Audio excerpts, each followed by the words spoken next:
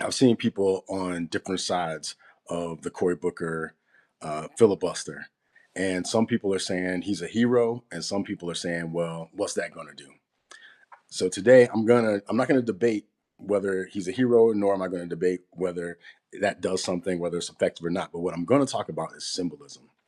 Symbolism is what America's all about, and so is performance. So some people, their criticism of Cory Booker was that what he did was performative in the face of all the things that are going on in the world. But what we miss out, especially when it comes to America, is America has always been a performative nation. Everything that we do is for show.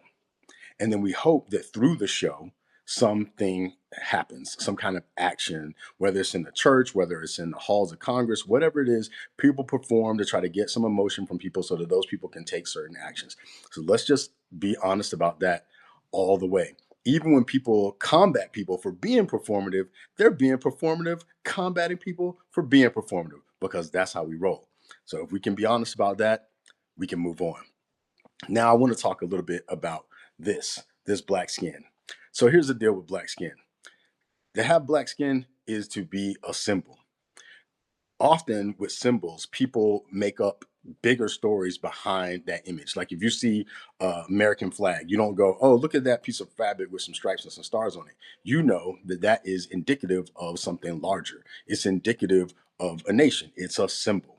And when you have skin like this, it's a symbol. People see your skin, and then they have a whole story that goes on the other end of that. And it could be a positive story if you are appreciating being in this skin.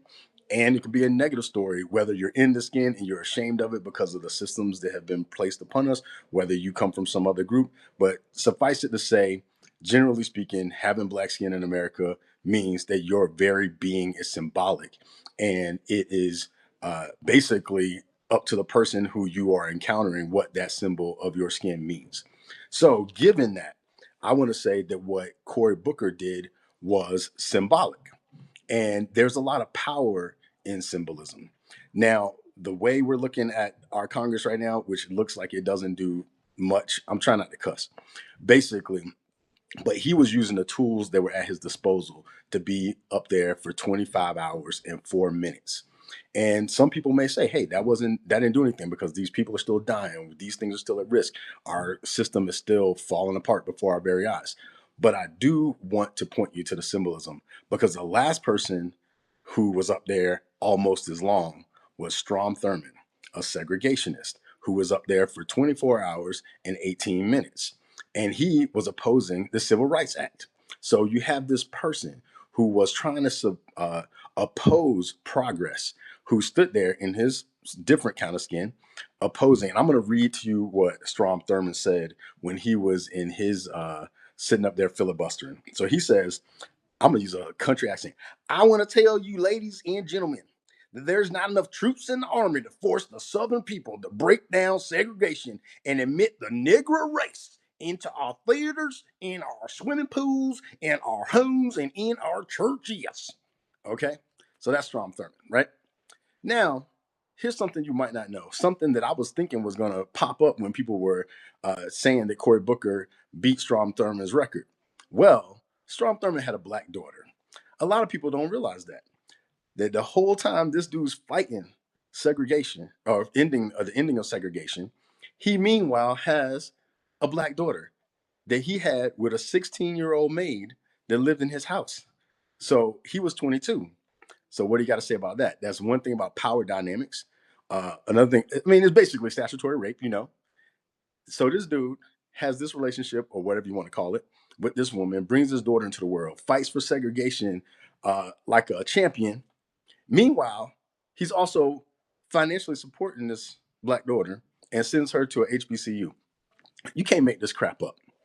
But this is also symbolic, because it shows that a lot of times people will get out there, open their face, and say all kinds of crap just for power, things that they don't believe in for symbolism, because they know that these symbols are indicative of something in some people and it will get them to react in a certain way.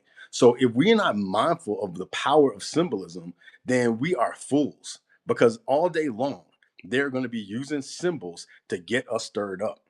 But if we're mindful of how symbols work and we're able to do some in our own spaces, what Cory Booker did was he came and he broke this record, which the record was a symbol for people who stood with Strom Thurmond, even though he was a major super hypocrite.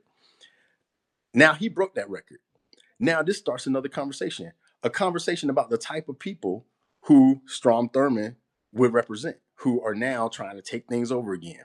Now, I would say if I were you, like I'm doing right now, I would have more conversation about the symbolism behind this. I would say, hey, he just broke the record of a statutory rapist who had a daughter with a black maid who was 16 years old. And what does that say about the minds of people like this? That's what we could be talking about, just getting people to have these conversations. So even if some things don't change, the conversations can change if we understand the power behind those conversations. Now, before I get off of this thing, I'm gonna throw out a couple other things that I have preached about when I was a pastor, and I'm gonna share with y'all now, and we should know about these things.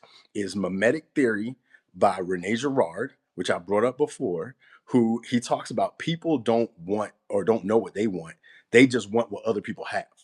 And when you understand that people mimic other people's desires, then you can see how you get manipulated. If you catch yourself wanting something that somebody else has, then you are manipulable. And people know this.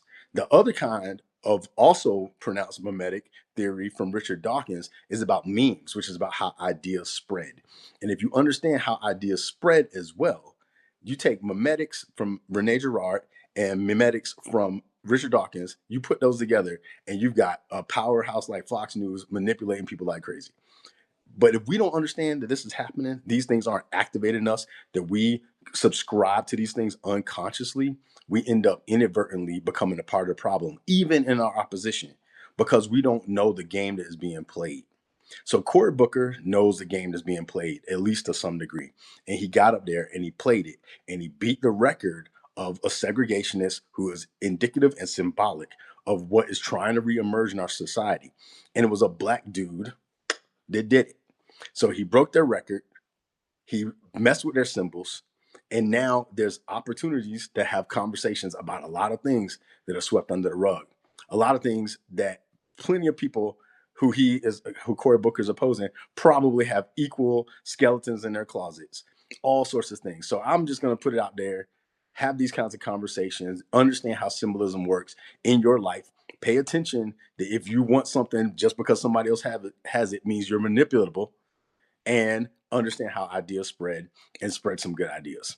That's all I got for today. I don't usually do these videos unless I just can't wait and I can't type fast enough. So here we go. Thanks for being up here.